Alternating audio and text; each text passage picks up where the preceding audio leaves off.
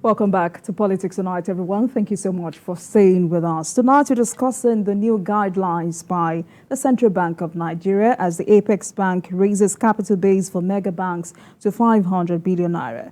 And I've been speaking with the CEO Center for the Promotion of Private Enterprise, Dr. Muda Yusuf.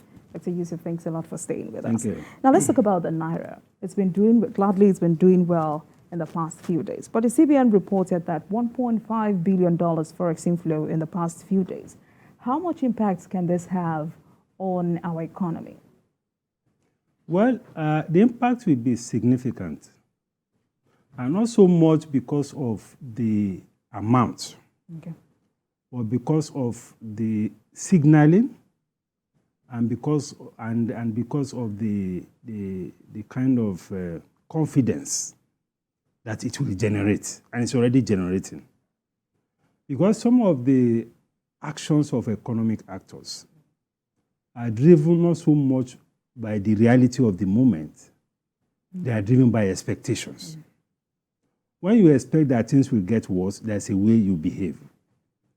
When you expect that things will get better, there's a way you behave. So we are now entering a regime where there's a feeling that things are getting better and the behavior of economic actors is changing. And that is very good for the economy. Part of the challenges we have had with the naira has to do with, issues of expectations, issues of speculative activities, issues of weakening confidence in the domestic currency, and all of that. Of course, we have the fundamental problem of the supply of foreign exchange itself. But some of these extraneous variables that have been driving the depreciation of the currency, some of them are beginning to give way as a result of some of these developments. First, there was this announcement by the central bank. It has completely cleared the arrears of outstanding obligations. That was a major signal to investors that yes, the CBN is now in a better position to now continue, to protect the naira and intervene in the foreign exchange market, which is a very good thing. And the market has been responding. Then again, to some extent, because of the improvement in the environment and some measures around monetary policy, some injection of funds have been coming, which is part of what we talked about, the 1.5 billion. There has been some traction around foreign portfolio inflows into the economy. And of course, before now, we have had some measures taken by the fiscal authorities, trying to raise funds from, Afrexim Bank through the NPC, and quite a number of arrangements have been going on. Then, also in the last couple of weeks, we have seen a lot of circulars, actions by the central bank, trying to sanitize the foreign exchange market. Because the Nigerian foreign exchange market has its own peculiarities. There are all manner of players in the market. There are all manner of variables that are affecting the market, that are also distorting things in the market. So as the CBN progresses with the reforms, some of these things are being observed and appropriate steps are being taken against them. So what has happened to the naira is a combination. Of course, to some extent, the tightening of monetary policy, may also have contributed to that because, again, over the last 1 month or so, we have seen an increase in NPR rates of about 600 basis points, which is one of the highest ever. So that has also created some squeeze around the liquidity or the financial system or the credit system, although that also has its downsides. But in terms of the impact on foreign exchange, we can say that to some extent. But are we still floating the naira? Yes, it is still essentially floated. That is why you see the rates changing from time to time, sometimes every week, every other week. It's still essentially floated. But I'm hoping to see a time when we'll be able to keep it within a very narrow band.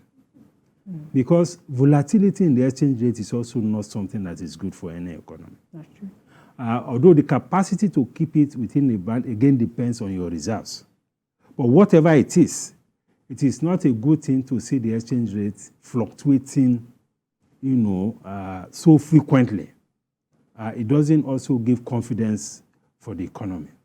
So the CBN should be in a position, taking into account its capacity to support the currency. It should be able to ensure that we maintain a narrow band, a band that it can support to ensure that there is some stability in the foreign exchange. So that is very critical for investors' confidence. Right. So how does CBN maintain that stability? I mean, that's the question, because people fear that this may not continue. People fear that we may go back to the days of 1,500, 1,800 naira to a dollar. Do you know that fear? No. Yes, that concern is legitimate.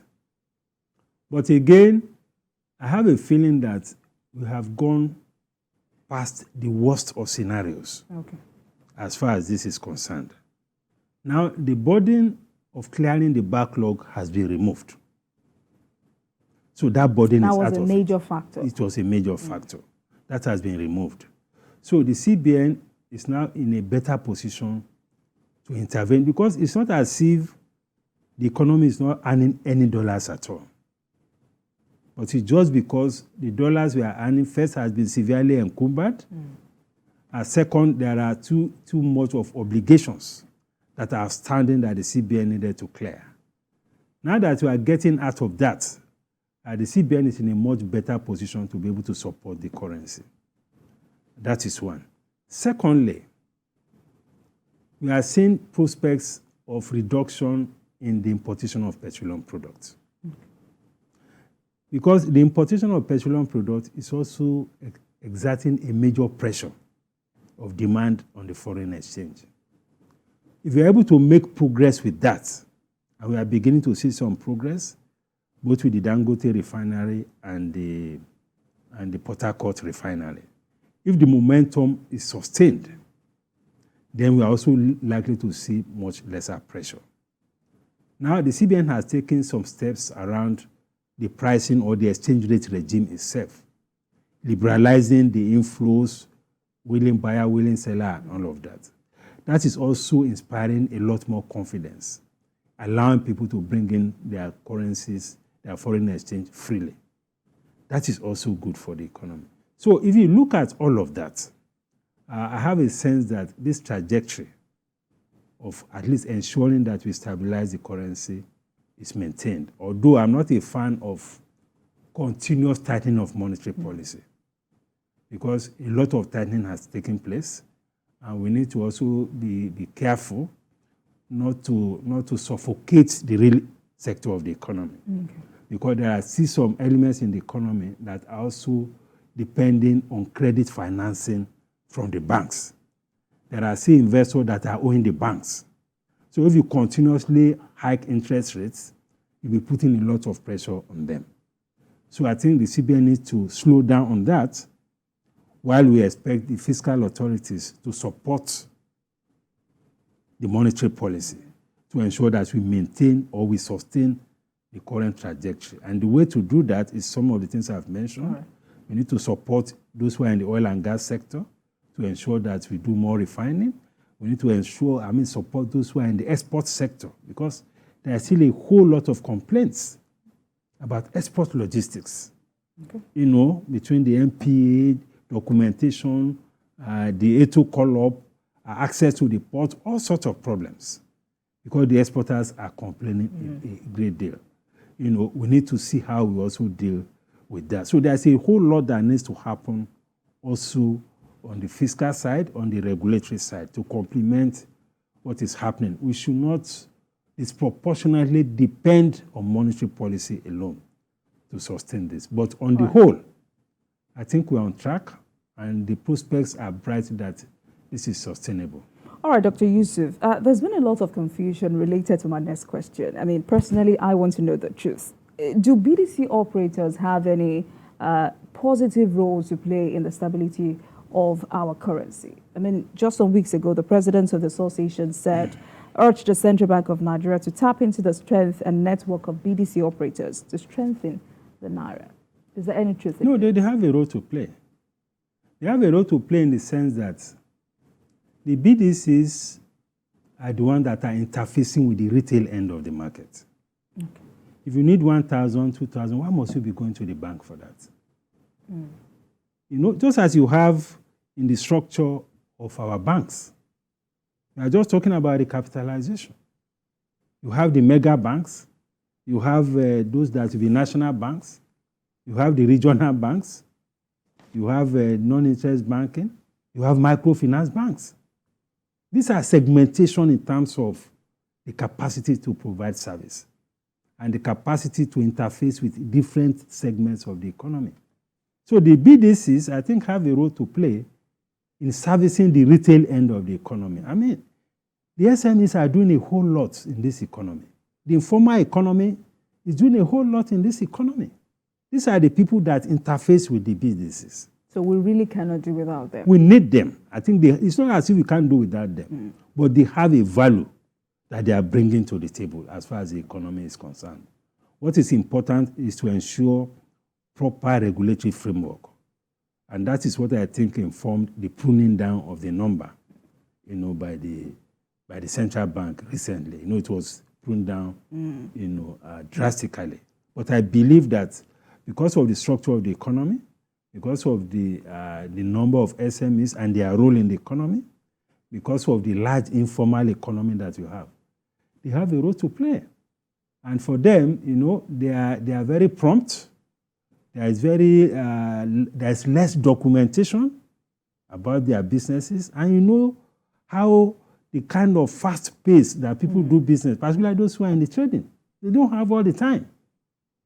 So the BDCs serve them well, but the regulatory framework also needs to be very tight so that. All right.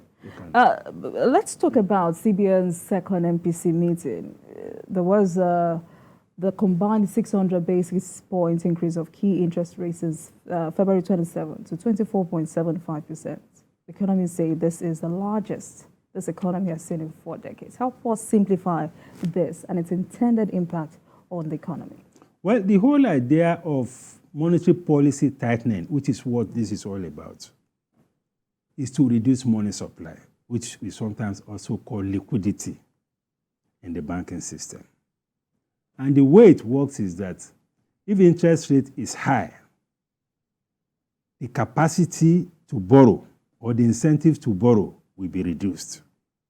If people are not borrowing, they cannot be spending so much. They don't have much money to go and be spending, to be chasing the dollar or to be buying things. So the whole idea is to reduce the capacity to spend by increasing interest rates.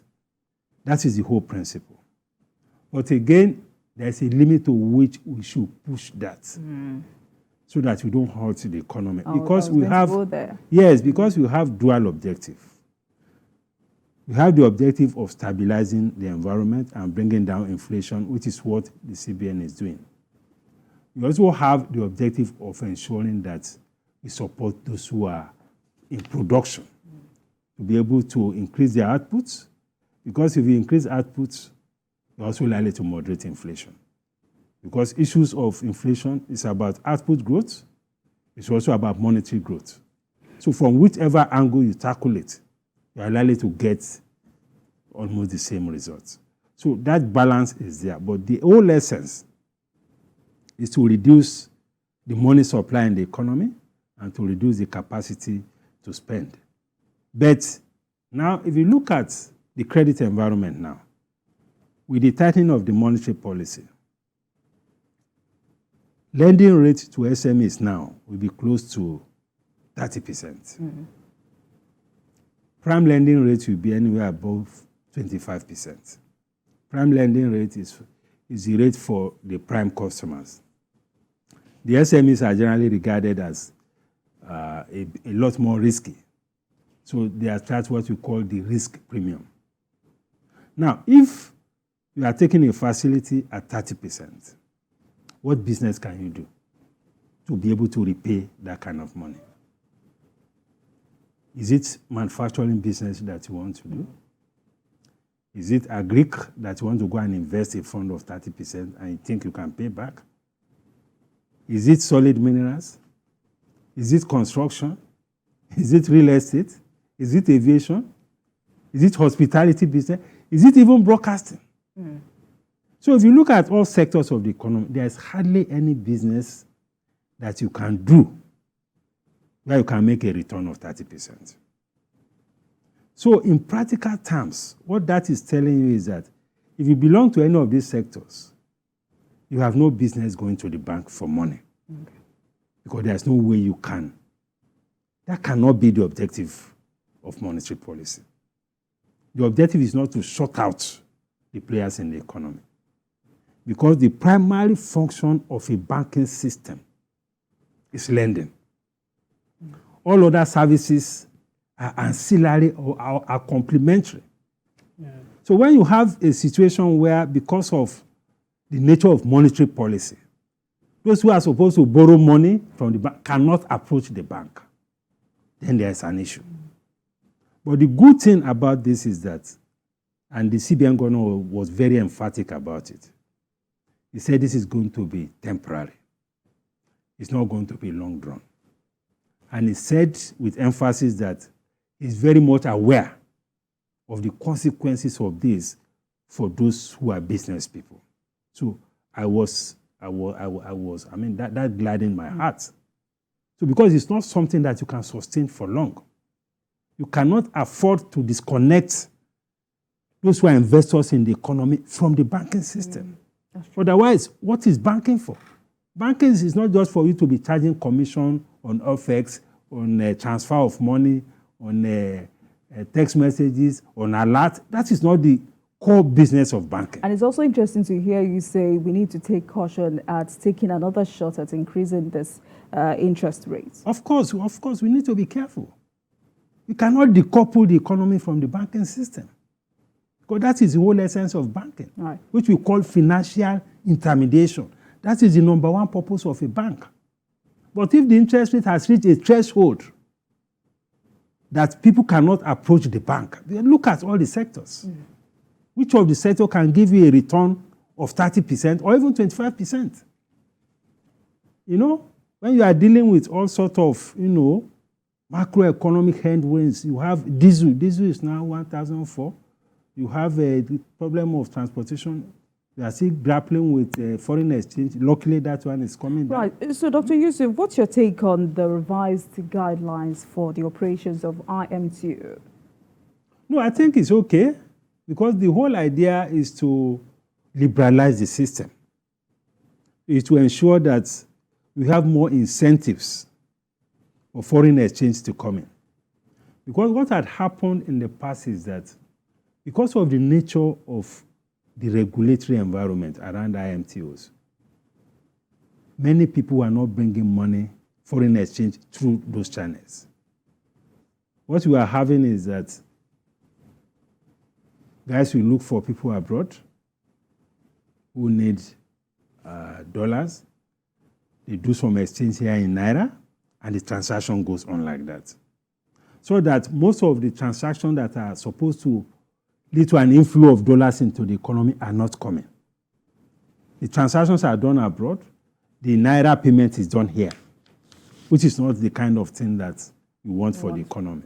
So if you really want the dollar to flow physically in, you needed to review those regulations, which is what I think the guidelines of the IMTOs, that is what is supposed to achieve. Right. And even the general deregulation of the foreign exchange market, that is also part of what was supposed to be achieved. All right. So all these policies, when would it have any direct impact on the cost of goods and services?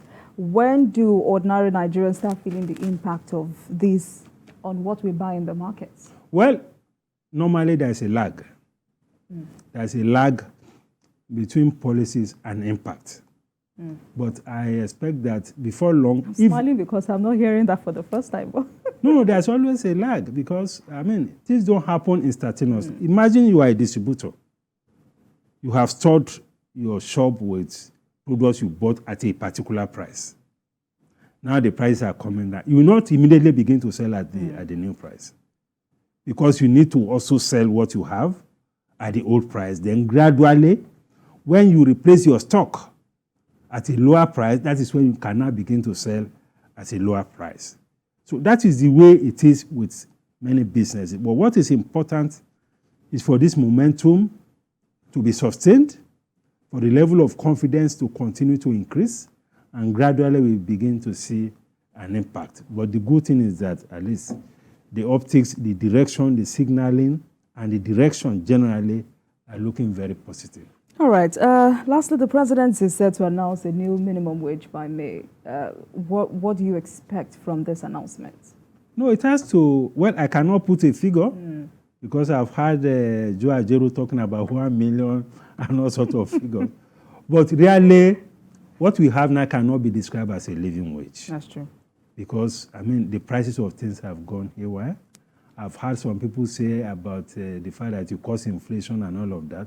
But all of us are going to the same market. That's true. You know, so I think it's something that is desirable in order to at least ensure that we give consideration to those who are wage earners. And we should also even consider the pensioners. Many of them too are living on fixed income. Some of them for over 10 years. And this enough, their pension had lost value significantly. Apparently, they don't even get paid. Yes, they don't even have a voice. Nobody's hearing their voice. So I'm also using this opportunity to appeal to government to look into the plight of the pensioners. They also need to review their pensions, particularly those in the public sector. All right, thank you so much, Dr. Yusuf. Let's see how the economy responds to all of these initiatives by the CBN. Thank you so much. I've been speaking with the CEO, Center for the Promotion of Private Enterprise, Dr. Muda Yusuf. Thank you so much for all this. Thank you. My pleasure. Thank you. And thank you very much for watching. That marks the end of today's episode of Politics Tonight. But the conversation continues from here. Get in touch with us on Twitter at TVC News NG and at Olajumoke using the hashtag Politics Tonight. We are also on YouTube at youtube.com/TVC News Nigeria.